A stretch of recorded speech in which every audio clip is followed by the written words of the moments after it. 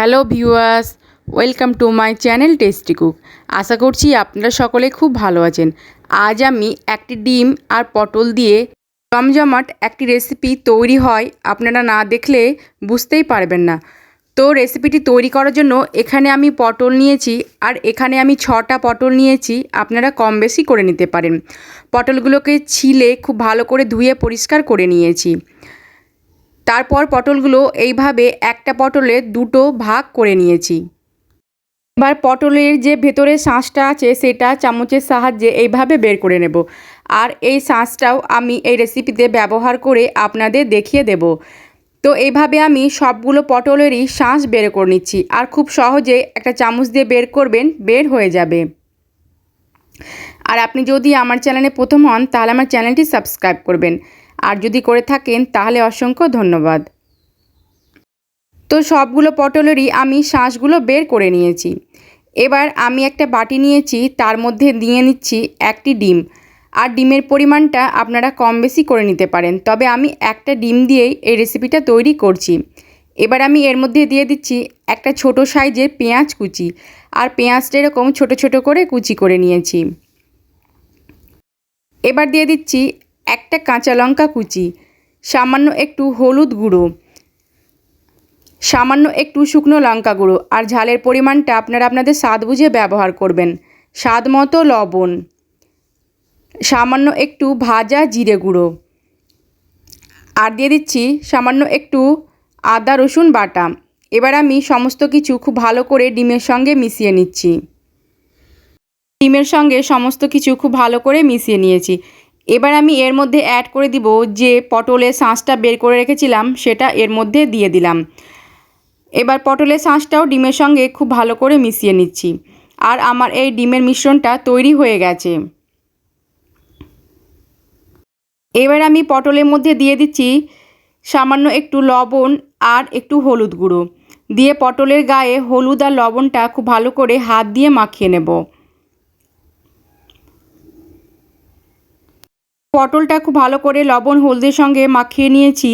এবার গ্যাসে একটা কড়াই বসিয়ে দিয়েছি, তার মধ্যে দিয়ে দিচ্ছি তেল। তেলটাকে খুব ভালো করে গরম করে নেব। আর এখানে আমি 2 টেবিল চামচের মতো দিয়েছি তেল। তেলটা খুব ভালো করে গরম হয়ে গেছে। এবার আমি পটলগুলোকে তেলের মধ্যে ছেড়ে দিচ্ছি, আর গ্যাসের ফ্লেম লো টু মিডিয়ামে করে রেখে দেব। তো এভাবে আমি পটলগুলো তেলের মধ্যে ছেড়ে দিলাম। আর পটল ভাজা আমরা করে থাকি, তবে এইভাবে একবার পটল ভাজাটা করে দেখবেন, সকলে কিন্তু খুব পছন্দ করবে, আর একটু ভিন্ন স্বাদেরও তৈরি হবে।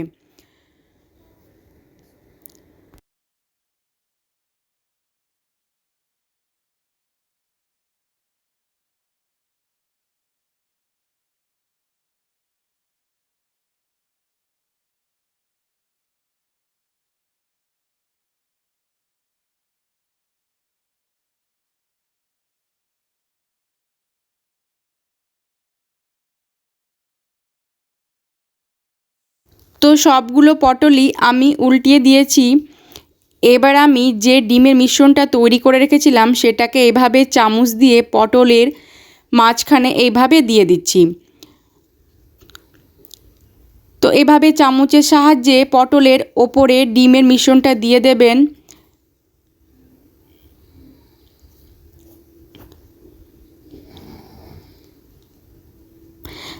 আর রেসিপিটি যদি আপনাদের ভালো লাগে তাহলে অবশ্যই একটা লাইক করবেন, আর কমেন্ট করে আমাকে জানাবেন। তো সবগুলো পটলের ওপরে ডিম দেওয়া হয়ে গেছে। এবার আমি আবারও ঢাকনা দিয়ে ঢেকে দিচ্ছি 1 মিনিটের জন্য। 1 মিনিট পর আমি ঢাকনাটা তুলে নিলাম, আর ডিমটা কিন্তু ওপর থেকে শক্ত হয়ে গেছে। এবার আমি পটলগুলোকে উল্টিয়ে দিচ্ছি, আর দু সাইড থেকেই খুব সুন্দর একটা কালার আসা অবধি ভেজে নেব।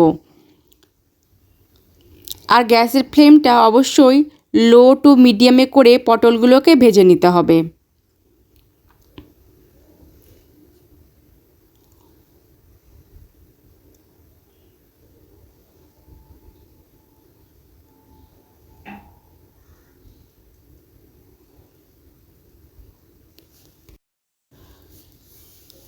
তো পটলগুলোকে আবারও আমি উল্টিয়ে দিচ্ছি আর নিচ সাইডটা খুব সুন্দর একটা কালার চলে এসেছে।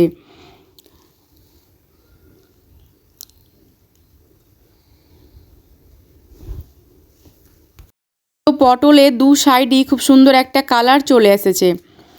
এবার আমি তেল থেকে পটলগুলোকে তুলে নেব।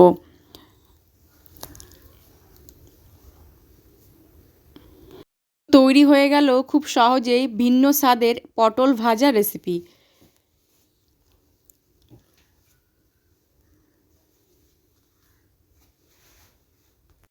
সকলে ভালো থাকবেন, সুস্থ থাকবেন। ধন্যবাদ।